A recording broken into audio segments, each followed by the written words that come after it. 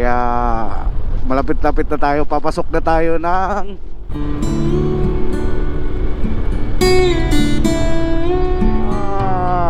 ay, konting kipo.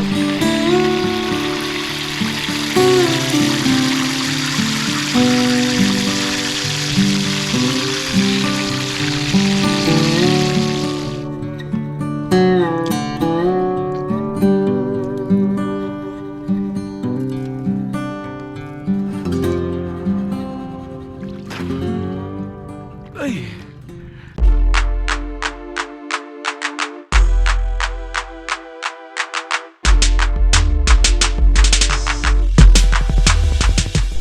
Good morning guys. Kamusta kayo? Alright, ang ganda ng araw ngayon mga kalamat. Tayo'y babiyahe ng papuntang Pagdilaw, Quezon. So maraming salamat mga kalamat sa lahat ng sumusuporta sa YouTube channel natin. At shout out kay Ate Marmel at saka kay Ate Marisa. Time check alas 5 Gs. So mayroon tayong babiyahe mga kalamat na mahigit 4 na oras papuntang Pagdilaw, Quezon. So yun ang napili nating spot ngayon mga kalamat. At hayaan nyo na mai-share ko sa inyo ang kagandahan ng Pagdilaw, Quezon. So diretso na muna tayo mga kalamat. Medyo mahaba pa yung biyahe natin, kaya tuloy-tuloy lang tayo mga kalamat. At time check tayo mga kalamat, 6:10. Andito na tayo sa Santo Tomas papuntang San Pablo. So medyo madilim pa rin talaga mga kalamat. Enjoy na lang natin yung ride natin ngayong araw mga kalamat, dahil wala naman tayo hinahabol ngayon. At sana maganda yung mapuntahan natin na makitang spot na lugar. Although mahaba pa yung biyahe natin mga kalamat, kaya tuloy na natin to. Alright, so papaliwanag na mga kalamat. At dito pala ngayon mga kalamat, update tayo sa kalsada na to na mula Santo Tomas. Ano na pala, ang laki ng na-develop na lugar na to. Parang naninibago ako. So medyo matagal tayo hindi nakabalik dito mga kalamat sa San Pablo, no? Ang laki ng pinagbago ng lugar. At saka yung biyahe natin mga kalamat. At saka hindi na rin tumagas yung coolant natin, kasi pinalitan na natin mga kalamat ang water pump. Kung maalala nyo yung last time vlog natin na papuntang Kalatagan, tumagas yung coolant, kaya pinalitan natin siya ng panibago. All goods naman mga kalamat yung ginawa sa water pump natin, kaya wala na tayo worry tuwing babiyahe tayo ng long ride. Kaya yun lang mga kalamat, tuloy natin ang biyahe natin ngayon. So guys, update tayo. Dito na tayo sa San Pablo, SM San Pablo. So medyo maganda-ganda yung biyahe dahil hindi masyado matraffic. At maaga tayo talaga umangat dahil iniiwasan talaga natin yung Laguna. Alam naman natin mula San Pedro, mula Muntinlupa hanggang Calamba, grabe ang traffic. Kaya inagahan natin yung biyahe natin mga kalamat. Kaya dito na tayo, papuntang bayan po yan. Andito tayo dahil Chaong yung tatagusan natin. Tayo, ayan na yung arko ng Quezon Province. Ayan yung boundary ng San Pablo, Laguna. Ayan ang arko. Kaya malapit-lapit na tayo, papasok na tayo ng Quezon. Ang sunod niyan, Chaong. Kaya magkape muna tayo doon, hanap muna tayo na mapagkapihan para malamigan yung, mainitan yung tiyan natin. dahil parang sinikmura ako. Para na tayo mga kalamat. Chaong na yan. Hanap na tayo na mapagkapihan dahil gusto kong magkape. Alright. So marami pa naman yung gas natin. Yung bawas sa full tank natin 1 bar pa lang. So all goods naman. At maganda yung biyahe natin. Dito tayo. Alright.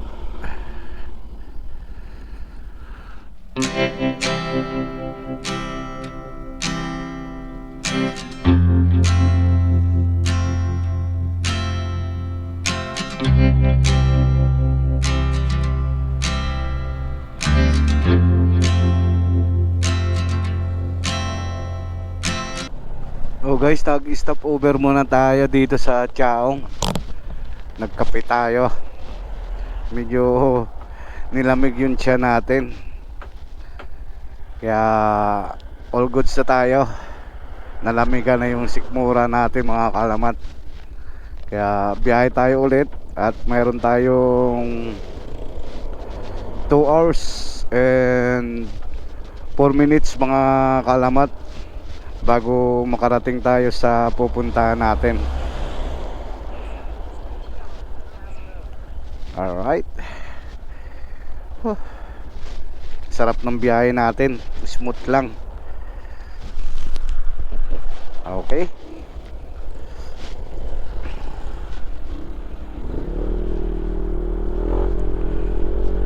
Kaya biyahe tayo ulit mga kalamat. Tara. At maganda ang sikat ni Haring Araw. Yung malayo-layo pa yung biyahe natin. Tayo makarating na rin sa pupuntahan natin na campsite. At ito na yung stress reliever natin ngayon mga kalamat. Yung bumiyahe tayo pag wala tayong pasok. Pang relax natin na maka-refresh tayo ulit. At dahil kondisyon naman si Red na mabuti hindi na tumagas siya. Kaya all goods na ang biyahe natin mga kalamat. Alright. Ito lang mga kalamat, pag nabiyahe kayo ng Quezon Province, talagang makakasabay mo puro malalaking truck yung mga nakakasabay mo. Kaya ingat lang tayo. Kaya diretso na tayo mga kalamat. Update na lang tayo. Ang ganda ng ay, ito yung hinahanap-hanap talaga natin. Buhay na naman ang dugo natin mga kalamat. Alright. Namnamin natin ang simoy ng hangin. Napakasariwa. Kaya masarap talaga bumiyahe mga kalamat, magmotor. Kaya ito yung nagustuhan ko talaga.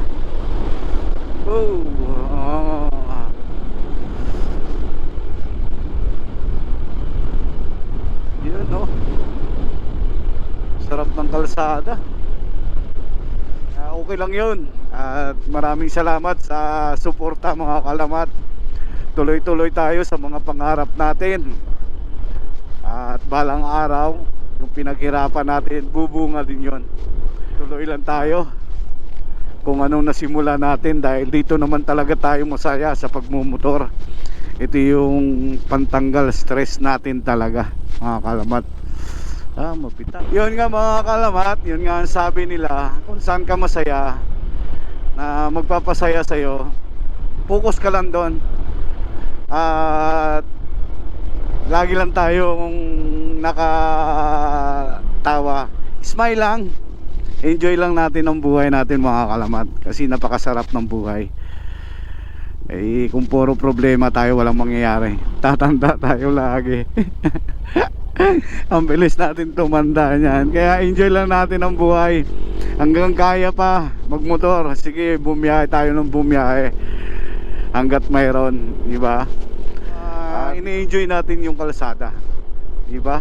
Kung ano kagandang kalsada, ganun din yung takbo natin. Wow, ang ganda ng kalikasan. Grabe. Wala naman mangyayari sa atin pag tumigil pa tayo pagbablog, mga kalamat. Andito na to eh. Nagtiyaga na nga tayo ng ilang taon na hindi pa tayo na-monetize. Yun pa kaya na na-monetize na tayo, na kumikita na yung YouTube channel natin, di ba? Eh, tuloy-tuloy lang. Hindi naman lahat na makukuha kagad. Alright, labas na tayo ng diversion road, mga kalamat.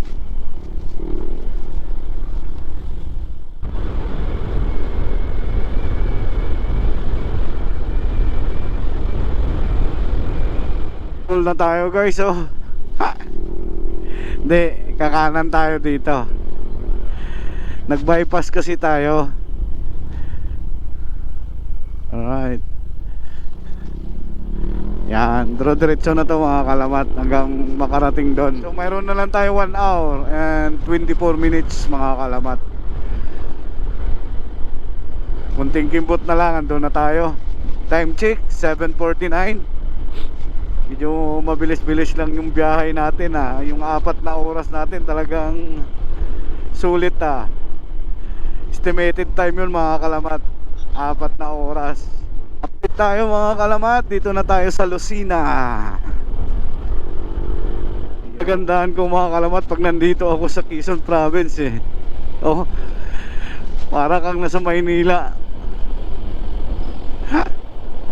Kaso makakasabay mo dito, puro malalaking truck. Ayun, mga kalamat, pag dilaw, Tayabas. So diretso tayo. Ito pag dilaw.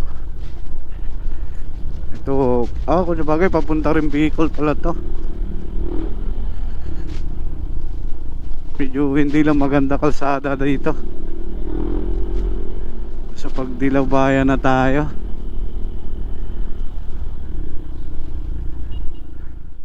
So papasok na tayo, mga kalamat. Yung nakikita ko sa mapa, puro bangkingan, puro kurbada. Sana may madaanan tayo ditong tindahan, mga kalamat, na mabilhan natin ng pagkain. So mayroon na lang tayo 58 minutes bago tayo makarating. Ang madaanan dito, oh.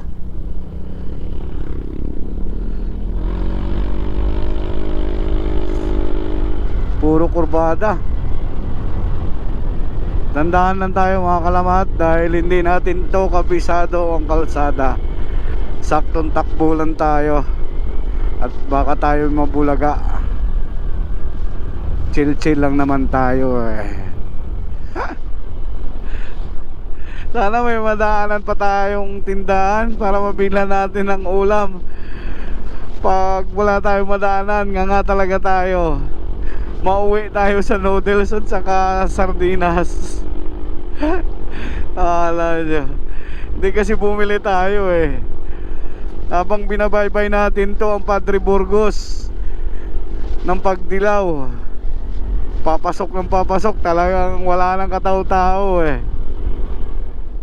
Mabuti may palengke pa dito. Dito na tayo bibili. May mga gulay. Sana may gulay. Sana. Yun. Bangos gulay. Magkano ba? 20. Saka talong.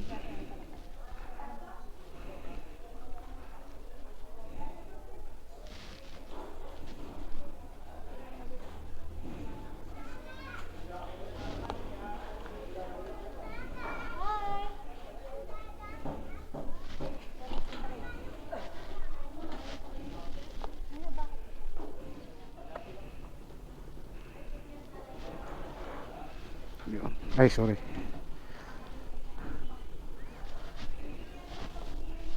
So yun, namili muna tayo, mga kalamat, ng kailangan natin mamaya.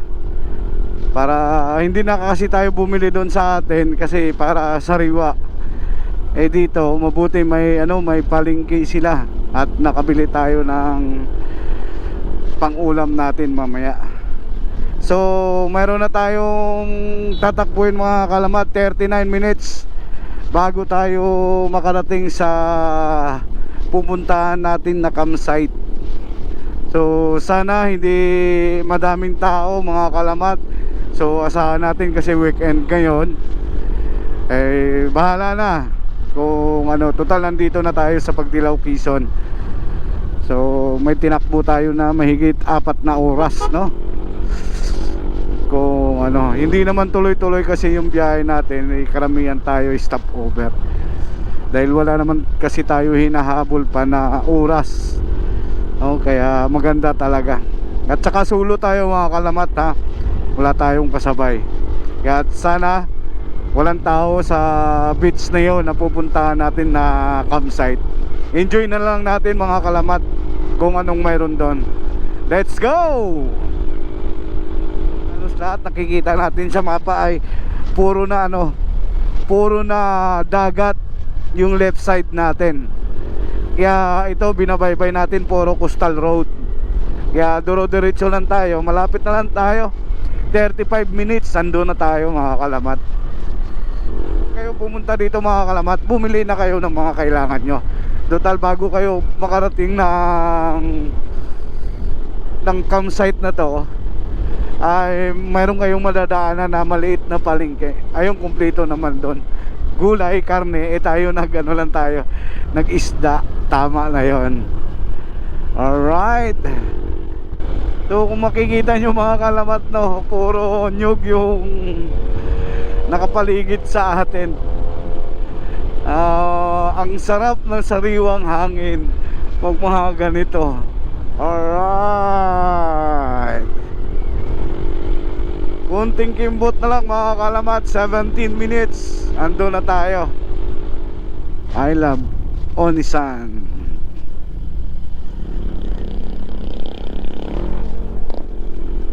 Alright, daan sa mga kalamat, yung palibot.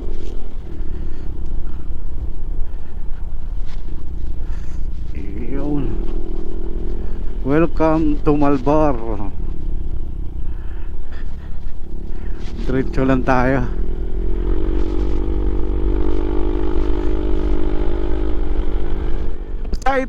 Kasi ayun, tinutumbok natin. Dagat na, pero bukid pa yung dinadaanan natin. Alright, 650 meters. Slow down. Pababa siya mga kalamat, no? Alright. Ayun, dagat, ayan. Wow. Wow. Wow. Allah.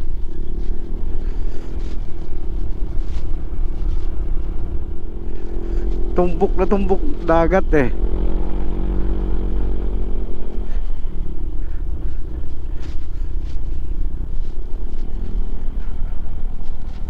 Alright, konti na lang.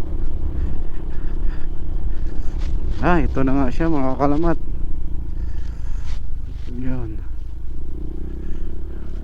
Yun, no? Campsite na yan.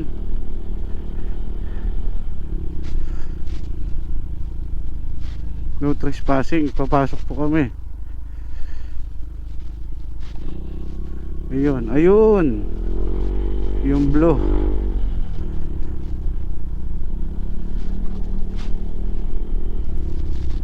Ayun mga kalamat. Alright. Yun, nakarating tayo mga kalamat.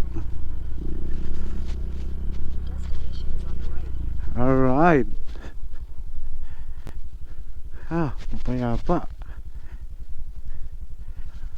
Pwede pumasok? Isang pwede magbayad. May bayad po ba? Saan? Parada ko lang muna. Okay. Mapayapa mga kalamat. Masarap. Alright. Target lock. Ah, target unlock. 150 po daytour na entrance. Ah, 200 po yung ano. yung tent. Ano yan, magbabayad na mismo? Ah, kahit na mamaya. Tagisan po kayo. Taga Maynila po. Oo, nagpa-vlog po ako. Kaya ito yung nakita ko na magandang spot na mapayapa siya. Tahimik. Yan po sir, nag-start ko lang po siya mag-high tide.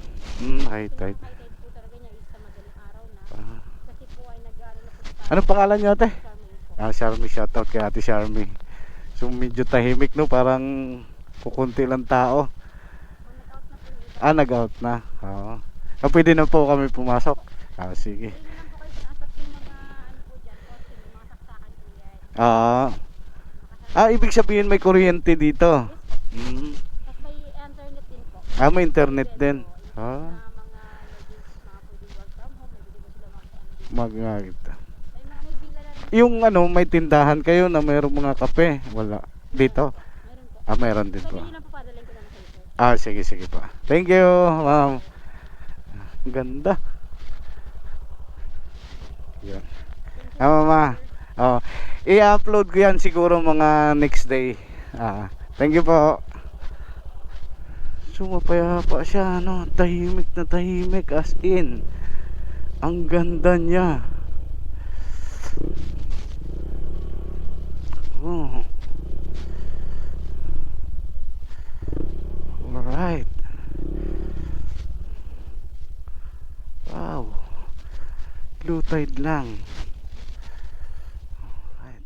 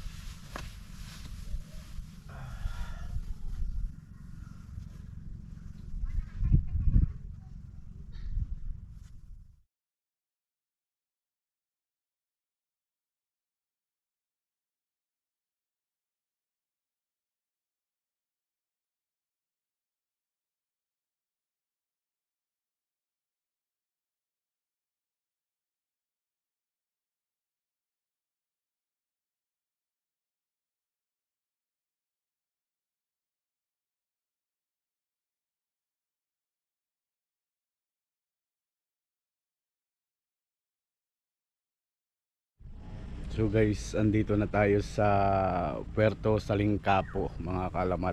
Ito yung pinuntahan natin na campsite. So mga kalamat, kung makikita mo dito sa lugar na to, napakapayapa at saka tahimik mga kalamat. Kung makikita mo, ang paligid nito maliwalas at saka napakalawak ng parking lot nila mga kalamat. At ito yung nagustuhan ko dito mga kalamat, dahil kung kasama mo yung pamilya mo, family bonding, napaka safe yung mga bata, dahil ang tubig dito ay hindi masyado malalim, tamang-tama siya, at saka may harang siya na net. Ayun, saka malinaw din ang tubig mga kalamat to. Yan, kitang kita, tahimik na tahimik mga kalamat. Kung kaya maririnig mo. Kaya ito yung napili nating campsite kasi malinis, tsaka white sand na rin mga kalamat. Oh, puting puti ang buhangin, kaya maganda dito. Meron silang CR mga kalamat, at saka malinis yung CR nila dito, lalo lang yung CR ng lalaki at saka yung sa babae. Mayroon mga shower mga kalamat yung CR nila, yung bawat CR, lalaki at saka babae, at saka tahimik. Kung gusto mo mag-ihaw, meron din sila iyawan mga kalamat. At saka meron din sila mga cottage mga kalamat dito, yung sari-saring cottage. Mayroong maliit, mayroong malaki. Yung maliit nila na cottage mga kalamat ay magre-rent ka ng open cottage yan, magre-rent ka ng 1,000. Tapos yung malaki naman, ayun, pang family na yung mga kalamat. Kaya kung ikaw nagbabalak mag outing mga kalamat, kasama yung mga family mo, barkada, ito tamang-tama sa iyo tong campsite na to. Ito yung Puerto Salingkapo dito sa Onisan, Quezon Province. Napakatahimik. Balak natin mag-overnight, kaso nga lang hindi tayo nakapaghanda na mag-overnight. Kaya kung nagbabalak ka mga kalamat, puntahan mo na to, yung campsite na to. Dito lang yan sa Onisan, Quezon Province mga kalamat. Napakaganda dito at wala kang masasabi. So yung rate nila mga kalamat dito ay, ang detour nila 150 yung detour nila. Tapos kung gusto mo naman mag camping o may tent ka, may bayad yun mga kalamat na 200 or 300 ba yun, not sure. Yun, may bayad yun, bukod pa yun sa entrance. Ang entrance nila ay 150 detour. Tapos ang overnight nila dito mga kalamat 300 yung bayad nila dito sa entrance. Yun, malawak naman siya mga kalamat yung campsite na to. Saka tahimik, wala ka maririnig na kahit tugtog o tricycle, wala ka maririnig dahil sobrang tahimik ng lugar na to. Di tulad sa ibang mga campsite na maingay, dito tahimik mga kalamat. So tingnan mo yun mga kalamat, yung cottage nila kung ano kaganda. Saka open cottage sa mga kalamat yung 1K nila. Saka hindi ka na rin mahirapan dito mga kalamat. Kung lubat ka na, ay mayroon silang saksakan free yun. Pwede ka makasaksak yan. Lahat ng cottage mayroong saksakan mga kalamat. Mayroon silang para sa mga cellphone dyan, pwede ka makasaksak kung ikaw yung lubat. Kung may internet, mayroon din silang pisonet mga kalamat. Pwede ka rin doon makapagulog para tuloy-tuloy yung internet mo. So tama-tama to sa'yo mga kalamat sa summer. O wag mo lang tayo summer pa, baka dumagsa ng tao dito, dahil napakagandang lugar na to. Kaya tayo maliligo tayo mamaya dahil sobrang layo ng biyahe natin. Kaya sulitin natin to ngayong araw. Kaya maliligo tayo. Dito lang yan mga kalamat, yung Puerto Salingkapo dito sa Onisan, Quezon Province. Puntahan nyo na.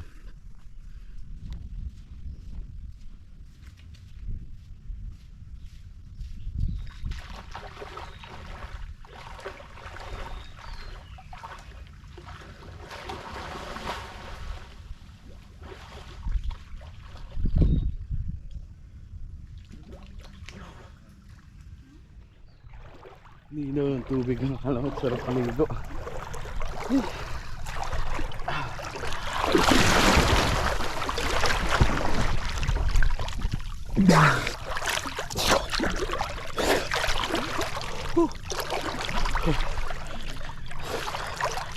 Sarap maligo.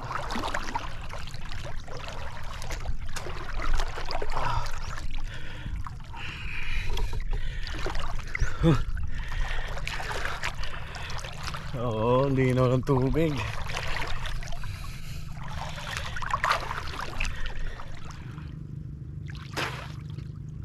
Ay! Ay, sarap na tubig mga kalamat. Tama sa atin to.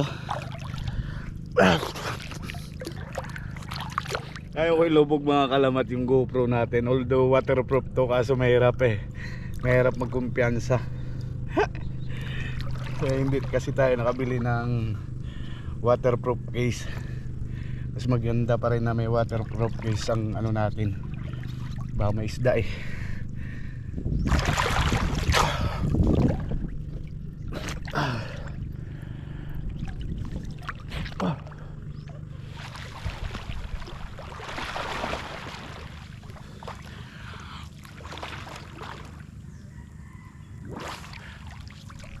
Asawa tayo sa dagat. Ito. Alright, uwi na tayo mga kalamat. At natapos na yung camping natin. Maraming salamat sa Puerco, sa Lingkapwo. Hanggang sa muli mga kalamat.